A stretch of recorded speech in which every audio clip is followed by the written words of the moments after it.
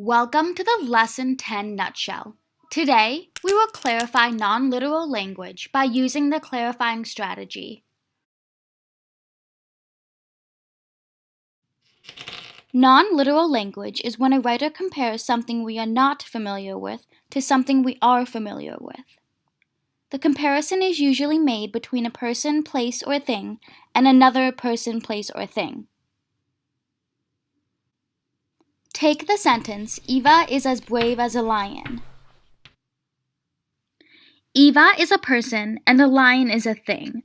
We are familiar with how brave lions are, but we are not familiar with Eva.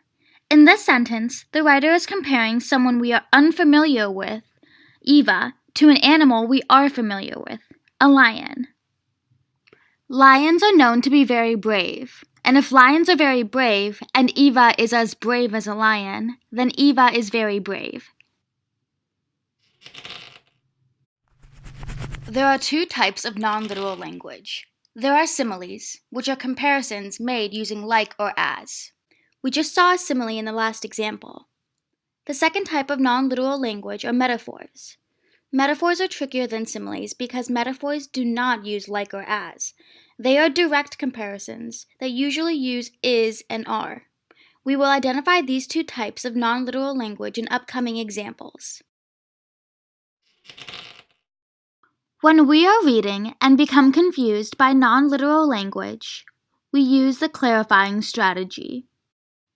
First, we'll see a comparison. The comparison may confuse us because the literal meaning does not make sense and the writer is using non-literal language.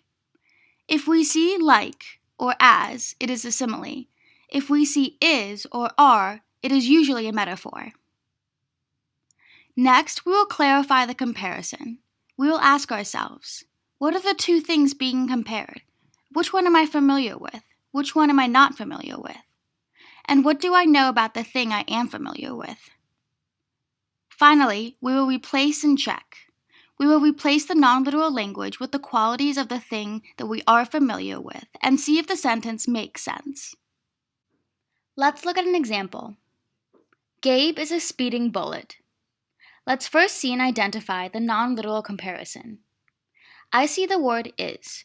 In this case, is indicates a metaphor is being used and the writer is making a direct comparison. Let's now try to clarify the comparison.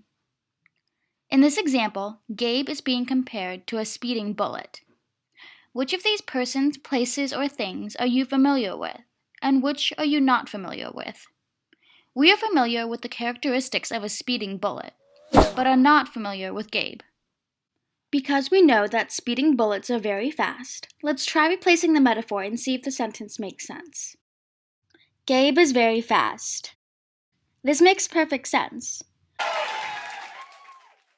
We now know that we successfully used the clarifying strategy to clarify this non-literal comparison.